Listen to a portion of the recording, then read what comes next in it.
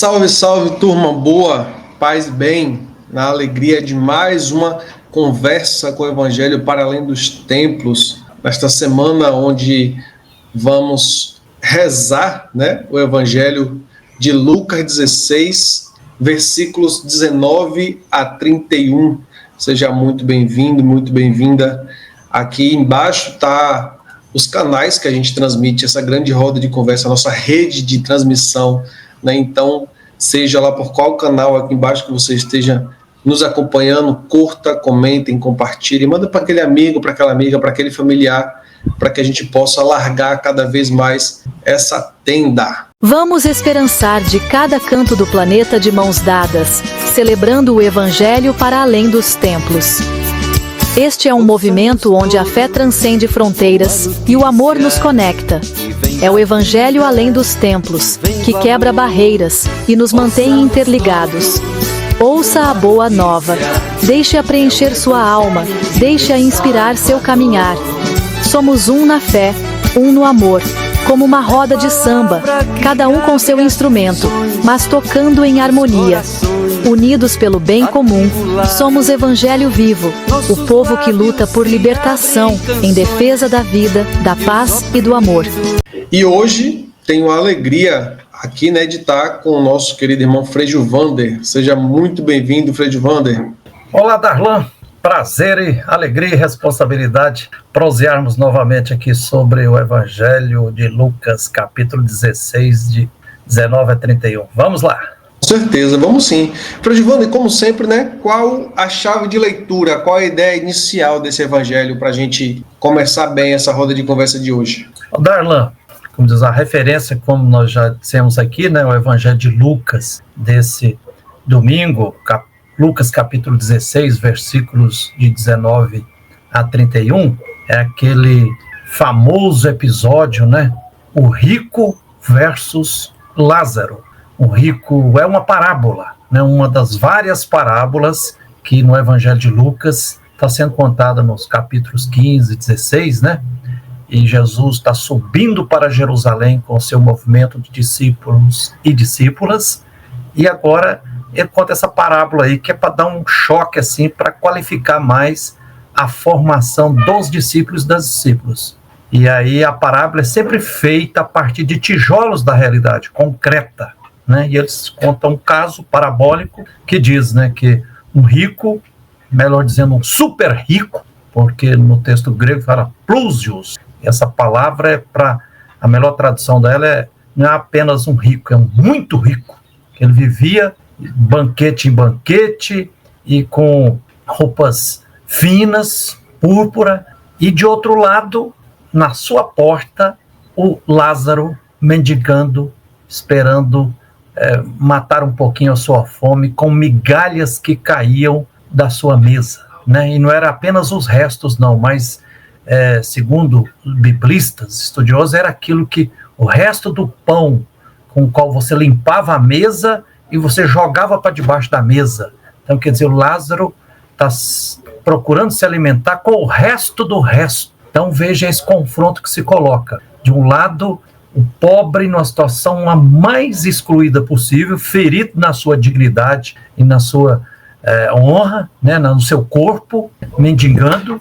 E do outro lado, o rico na opulência, no luxo, de banquete em banquete. E aí diz que com a morte, os anjos levam Lázaro para junto de Abraão, quer dizer, junto da vida plena com Deus, e o rico estaria em tormentos, estaria no inferno. E aí a parábola propõe um diálogo, O rico, Abraão, socorro, peça, manda. Veja, até continuando essa postura arrogante, manda que Lázaro molhe o dedo da minha língua. Mesmo lá no tormento, ainda continua encarando o pobre, o excluído, como se fosse um subalterno, só para servir, para molhar a língua, E aí Abraão vai dizer, meu pai Abraão, repete 3 vezes. E Abraão o reconhece como filho, meu filho, mas há uma barreira intransponível entre você, aliás, diz vocês Não diz apenas você, porque aquele rico tem outros 5 irmãos que ficaram, né? E o melhor título para essa parábola poderia ser a parábola dos 6 irmãos muito ricos, ou ricaços. Abraão é muito sincero e repete 2 vezes, dizendo, olha, não dá para Lázaro ressuscitar e voltar lá para a terra para avisar seus irmãos, não. Lá tem a lei mosaica, tem a profecia, tem os profetas, devem ser ouvidos, né? Então, um pouco essa questão, Darlan, que se propõe para nós, Jesus está assim, tentando qualificar a formação dos discípulos e das discípulas subindo para Jerusalém. Muito bem, companheiro. Esse evangelho, Frei Giovanni, nos coloca, traz uma reflexão de algo que tem sido muito debatido nos últimos tempos, principalmente por algumas igrejas, né? Que é a ideia de céu e inferno, como é o céu, quem merece o céu, o rico não entra no céu. Então tem assim uma série de questões que nesse evangelho, com muita propriedade, é levantada. Nas últimas semanas, a gente vem sempre trazendo essas falas de Jesus através de parábolas, né? E aí, desde algum tempo, a gente falava do que queria dizer, qual era a intenção de ensinamento das parábolas, porque ela deixa uma brecha aí de interpretação, deixa um vagão, né, um espaço de interpretação aí ao bel prazer. E a gente corre o risco, ainda hoje, da leitura, como o Marcelo sempre diz, da leitura ao pé da letra. Então, como que a gente poderia falar desse lugar de céu e inferno, principalmente trazendo para a realidade do que as igrejas querem discutir hoje a respeito desse lugar de céu e inferno? Como que a gente poderia falar desses espaços? Darlan, ótimas questões, porque de fato nós estamos numa realidade assim de uma volatilização da fé cristã, um processo de desencarnação da fé cristã e de absolutização da dimensão espiritual, que se busca de muitas formas assim, negar a encarnação da história. E uma das características principais do cristianismo é o Deus que age na história, nos fatos, nos acontecimentos. Então, quando a gente lê o texto bíblico, a gente precisa buscar entendê-lo bem, e aí é claro que a gente recebe o texto bíblico, mas ele vem numa tradução, que às vezes tem traições na forma de traduzir. Depois a gente já vai com determinadas pré-compreensões, a gente tem que estar atento para isso. Por exemplo, no que você toca aí, a gente, lamentavelmente, durante muitos séculos, essa parábola do rico versus Lázaro, ela foi muito utilizada assim, para fortalecer a teologia da resignação, aquela teologia da prosperidade do domínio, que diz assim, quem se enriquece é abençoado por Deus, e quem fica pobre é porque está sendo castigado, mas se console aí que se você for pobre aqui, depois que você morrer, você vai para junto de Abraão na glória e você terá a vida plena com Deus. Não é isso. Segunda coisa é que o texto também, é claro que na época do primeiro século, ali década de 80 do primeiro século da era cristã, né, no texto dá a entender um certo dualismo entre o aqui e o pós-morte.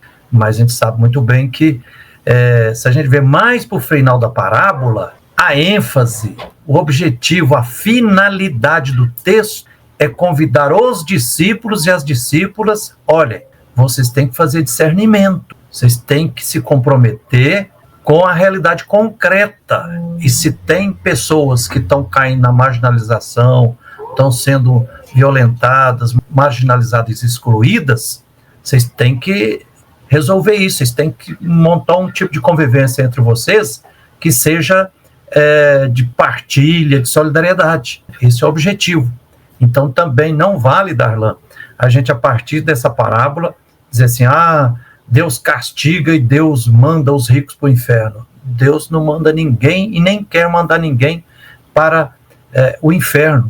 Aliás, uma definição que é simples, mas é profundamente eloquente, né? Está na primeira carta de João, Deus é amor. Então, o único poder que Deus tem é o amor. Então, quando Abraão fala assim, é impossível mandar tirar você daí, é porque esse texto é assim, de forma mágica, Deus não passa por cima da realidade, das entranhas da história. Então, na prática, acontece um auto-julgamento, de acordo com as relações, e naquela época, eu acho que está como transfundo também desse evangelho, dessa parábola, Darlan, que aqui tem um conflito de tipos econômicos. Por exemplo, o rico, que se torna super rico, ele está no sistema econômico das cidades, que as cidades estão encabrestadas pelo Império Romano escravocrata.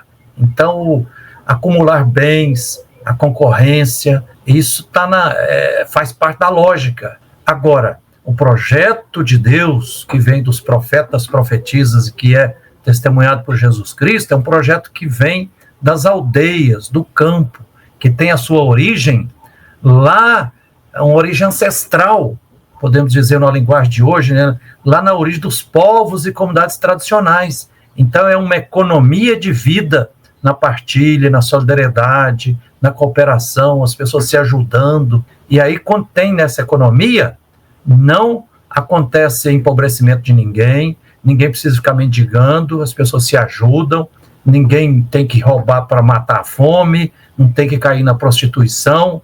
Essa parábola, esse evangelho, Lucas 16, de 19 a 31, também é uma crítica muito firme, contundente, diante de um modelo econômico que mata, que explora, que oprime. Por isso que a parábola fala assim, ouça a lei e os profetas. E aqui não é questão também só de olhar assim, porque o rico era mau. Não, mas numa sociedade, seja naquela época, numa sociedade escravocrata, ou seja, hoje na sociedade, um modelo econômico, um modelo econômico idolatrado, a idolatria do mercado do capital, a única forma de ficar muito rico é através de pagando um salário injusto aos trabalhadores, quer dizer, explorando a classe trabalhadora camponesa, né, vendendo com preços exorbitantes no comércio, ou herdando a herança. Então, assim, inclui relações sociais de exploração e opressão. Então, o Evangelho fala, esse caminho aí, ele é um caminho que não leva as pessoas para a vida plena, mas leva as pessoas para o tormento. Então, se decide aqui, no aqui e agora, nas relações humanas e sociais, que esse Evangelho nos propõe para a gente, olha, vamos optar para a gente criar, para falar numa linguagem mais de hoje aqui, né, uma economia de Francisco e Clara, que o nosso querido Papa Francisco propôs e que tem um grande movimento da juventude, né, e dizer, olha, nós temos que repensar o modelo econômico, ele tem que gerar equidade, justiça econômica, solidariedade e partilha, e não só ir concentrando a riqueza na mão de 1% e deixando 99% da sociedade superexplorada. Então, por aí, Darlan. Muito bem, Frei Gilvander. A gente sempre deixa, no final de cada roda de conversa, uma mensagem, uma ressignificação de cada evangelho que a gente discute, né? Qual seria hoje, talvez você já tenha dado alguns flashes assim, mas qual seria a mensagem que esse evangelho nos deixa de ânimo, de alerta na atualidade? Darlan, acho que atualizando esta parábola para a nossa realidade atual, observamos que o sistema capitalista induz, seduz e atrai como um imã as pessoas para absolutizarem a propriedade privada capitalista e viver correndo atrás de acumular bens, riqueza e poder, o que exige explorar a classe trabalhadora e camponesa, pagando salários injustos, comercializando com preços exorbitantes, sonegando impostos e naturalizando o direito à herança para uns. Tudo isso como um mecanismo que reproduz a brutal desigualdade socioeconômica, levando à concentração de riqueza e poder. E aí, nas entrelinhas dessa parábola de Lucas 16, 19 a 31, é claro que a acumulação de bens não tem a bênção de Deus. É algo totalmente contraditório com o projeto do Evangelho de Jesus Cristo, né? Por isso, com Deus estão Abraão e Lázaro. Abraão, porque há várias passagens lá no livro do Gênesis que mostra Abraão sendo acolhedor, acolhendo 3 homens, partilhando água, fazendo festa. Quando surgiu um conflito entre Abraão e Ló, Ele falou assim, e os pastores dos dois estavam brigando. Ele falou assim, olha, não quero brigar não, então escolha. E Ló escolheu as terras melhores e ele ficou de uma forma mais simples. Então Abraão é um modelo de vida a ser seguido. Esse evangelho, Darlan, propõe para nós que a gente tem que abrir os olhos para ver a realidade que nos cerca e os nossos ouvidos para ouvir o clamor de tantos Lázaros feridos, sofredores, excluídos, marginalizados. É isto que Deus, mistério de infinito amor, espera de nós, como exigência da fé, da opção pelos pobres, a luta pela vida com dignidade para todas as pessoas. Eu sinto que é por aí, é um evangelho que quer que a gente não se exima da responsabilidade que nós temos diante das injustiças econômicas, políticas, sociais, ecológicas. Todos nós somos corresponsáveis e a gente tem que ser as mãos de Deus, a voz de Deus, o corpo de Deus, construindo uma sociedade com justiça e com solidariedade. Eu acho que é por aí que esse evangelho pede de nós, Darlan. Que bonito, Frei Gilvander. Muito obrigado pela sua reflexão, né? Obrigado também a cada um e a cada uma que nos acompanha. A gente encerra assim a nossa roda de conversa de hoje. Muito obrigado por estar até aqui, a cada um e a cada uma. Beijo no coração e até a próxima semana, se Deus quiser. Falou, Gilvander. Valeu, Darlan. Um abraço. Tchau, tchau. Tchau, tchau. Vamos esperançar de cada canto do planeta de mãos dadas, celebrando o Evangelho para além dos templos. Este é um movimento onde a fé transcende fronteiras e o amor nos conecta. É o Evangelho além dos templos, que quebra barreiras e nos mantém interligados. Ouça a boa nova. Deixe-a preencher sua alma, deixe-a inspirar seu caminhar. Somos um na fé, um no amor. Como uma roda de samba, cada um com seu instrumento, mas tocando em harmonia. Unidos pelo bem comum, somos Evangelho vivo, o povo que luta por libertação, em defesa da vida, da paz e do amor.